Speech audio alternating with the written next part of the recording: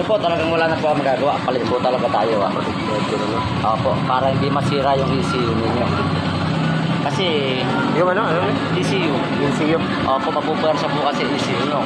Ang halaga lang po natin ng battery na ilalagay din isang 900 tsaka po isang 1.9. Pero ang sisirain po natin nasa 12,000. Diba? Kaya pwede na po akong lumaban na palit battery. Hindi po siya kamukha ng Mio Sporty na hindi na ang battery, pwede nang gamitin ito. Hindi. Palit po talaga. Kaya ka, wala itong kick, no? Kaya siya walang kick talaga. Palit po talaga. Palit replacement talaga. Ayan, kumakarga naman siya guys. Pero pagka pinatay ko yung ano, mabalik na naman siya.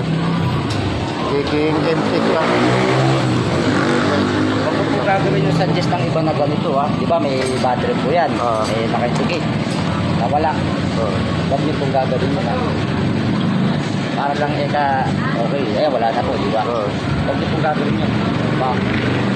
Talaga po kailangan yung palit po tayo. Guys, yung pag-issue dito, palit talaga battery. Save tayo dahil kaya nag-init ko nito. So ayan guys, dito tayo sa Gadus Motor Shop. Yan yung aking doktor sa aking mga motor. So, thank you so much. Maraming salamat sa inyong panonood. Ayan. Kay Gadus Motor Shop. Yan.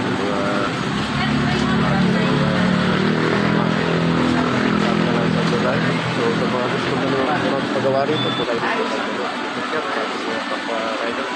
Right, safe. Alright.